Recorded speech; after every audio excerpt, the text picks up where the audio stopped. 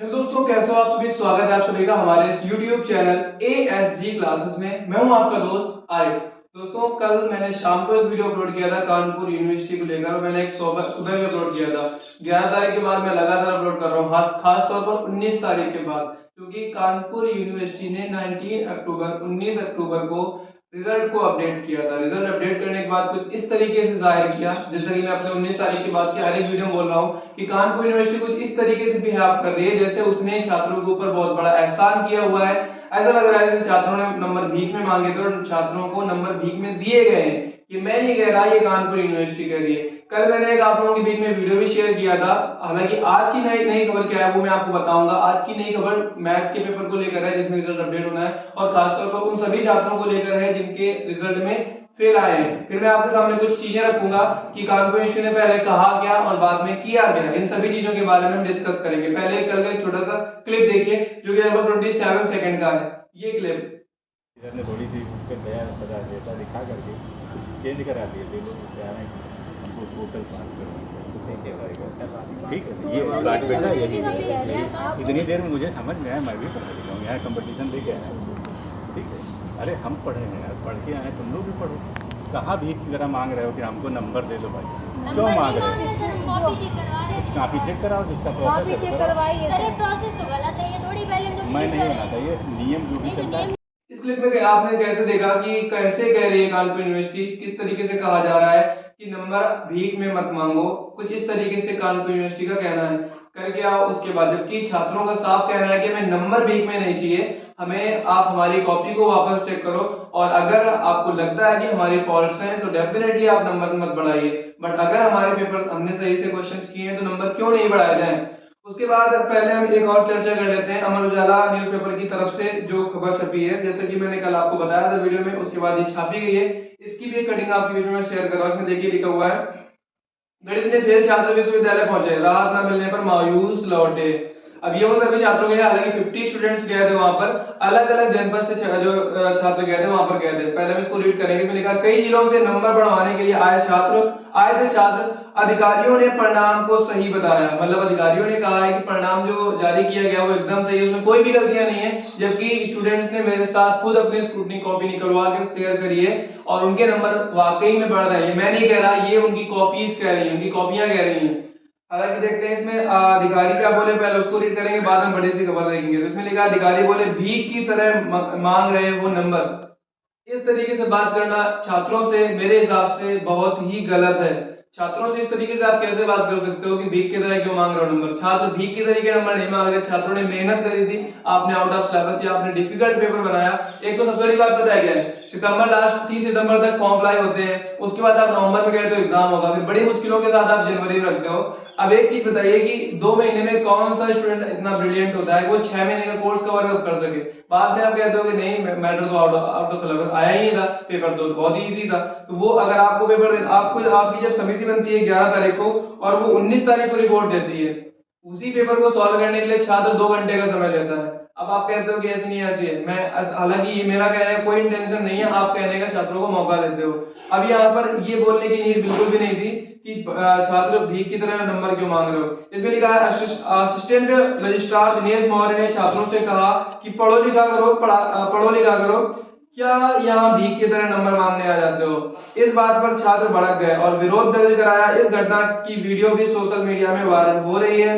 छात्रों का आरोप है कि परीक्षा नियंत्रक ने भी ठीक से ढंग से बात नहीं की। परीक्षा नियंत्रक डॉक्टर ए के मिश्रा है, उन्होंने क्या कहा उसको भी हम जान लेते हैं। उन्होंने कहा अब नंबर नहीं बढ़ाए जाएंगे, उन्होंने साफ कर दिया है अब नंबर नहीं बढ़ाए जाएंगे।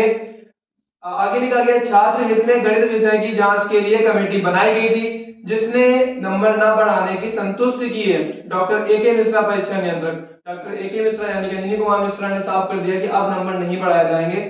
छात्रों के हित में फैसला लिया गया था। मैथ के लिए जो कमेटी बनाई गई थी उन्होंने कहा था कि मैथ के पेपर में कोई भी प्रॉब्लम नहीं है, आराम से, और इस चक्कर में मैथ के नंबर नहीं बढ़ाए गए। अब कंप्लीट इंफॉर्मेशन को रीड कर लेते हैं। लिखा, छत्रपति साहूजी महाराज विश्वविद्यालय में शनिवार को बीएससी में फेल 50 छात्र शनिवार को परीक्षा परिणाम में संशोधन कराने पहुंचे। हालांकि विश्वविद्यालय के अधिकारियों ने परीक्षा समिति की बैठक में हुए फैसले का हवाला देते हुए परीक्षा परिणाम को सही बताया। छात्रों को मायूस होकर लौटना पड़ा। विश्वविद्यालय में जारी परीक्षा परिणाम में बीएससी के अधिकतर छात्र फेल थे। छात्रों ने पेपर को कठिन होने की बात कहकर हंगामा किया था। तो विश्वविद्यालय ने फिजिक्स, केमिस्ट्री और मैथ के लिए अलग अलग जांच कमेटी गठित की थी। फिजिक्स केमिस्ट्री में तो नंबर बढ़ा दिए गए थे, लेकिन गणित में अंक नहीं बढ़ाए गए थे। समिति का कहना था कि गणित के सवाल ठीक थे। गणित में फेल शहर के अलावा फर्रुखाबाद, कन्नौज, औरैया और इटावा समेत कई जिलों के छात्र शनिवार को विश्वविद्यालय पहुंचे तो सुरक्षा कर्मियों ने उन्हें मुख्य द्वार पर से अंदर नहीं जाने दिया। एक एक कर छात्रों को अंदर जाने दिया गया। छात्रों ने परीक्षा नियंत्रक डॉक्टर AK मिश्रा से शिकायत दर्ज कराई। छात्रों का कहना है कि यदि प्रश्न पत्रों की जांच परीक्षा से पहले कर ली गई होती तो परिणामों में संशोधन न करना पड़ता। गणित के पेपर की फिर से जांच होनी चाहिए। छात्रों की मांग है गणित के पेपर की फिर से जांच होनी चाहिए। और डॉक्टर AK मिश्रा ने कहा है कि अब नंबर नहीं बढ़ाए जाएंगे। ये दोनों चीजें आप लोगों के बीच में क्लियर हुई है। अब मैं बताता हूँ कि यूनिवर्सिटी ने क्या क्या कहा और उनमें कितनी कितनी बातों में सच्चाई निकली। बहुत सारे छात्र, देखो छात्रों की मांग बिल्कुल भी नहीं थी, लेकिन छात्र बहुत सारे अपनी गलती से एब्सेंट हुए प्रैक्टिकल में या कुछ छात्रों के मार्क्स कम हुए।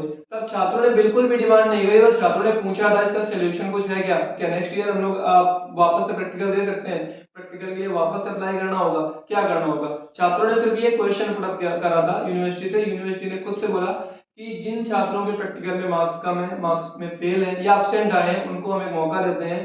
ये हमने नहीं कहा था, ये कानपुर यूनिवर्सिटी ने खुद छात्रों से कहा था। छात्रों ने कोई डिमांड भी नहीं करी थी, यूनिवर्सिटी ने खुद से करा था। यूनिवर्सिटी ने कहा कि हम फॉर्म लॉन्च करते हैं जिसकी फीस ये होगी और आप इसको सबमिट करें, आपको दोबारा से मौका दिया जाएगा।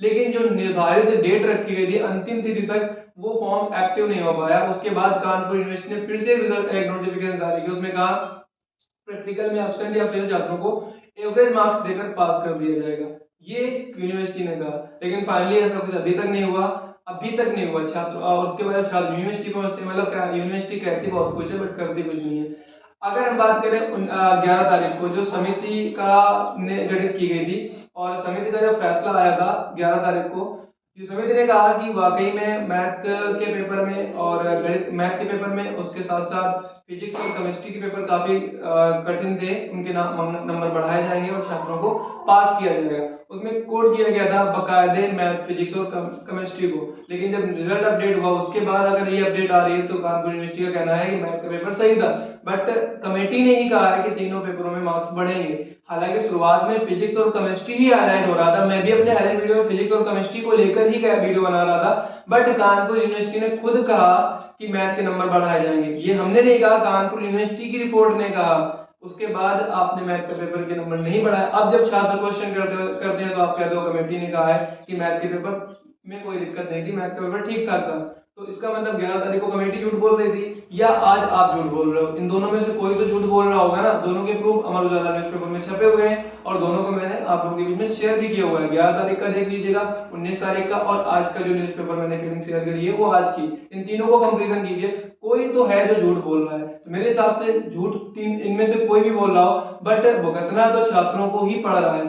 तो कौन क्या करेगा डजंट मैटर, बट छात्रों का क्या होगा मैटर ये करता है। मेरे हिसाब से चाहे कमेटी झूठ बोल रही हो या यूनिवर्सिटी झूठ बोल रही हो, जो भी झूठ बोल रही हो, ये मैटर यूनिवर्सिटी की तरफ से है। छात्रों को नुकसान नहीं होना चाहिए। मेरे हिसाब से छात्रों के लिए, छात्रों के हित में फैसला लेना चाहिए। जैसे कि हमेशा हमारे माननीय कुलपति विनय कुमार पाठक जी कहते हैं कि हमेशा जो फैसला होगा वो छात्रों के हित में होगा। तो इस बार भी छात्रों के हित में फैसला कीजिए।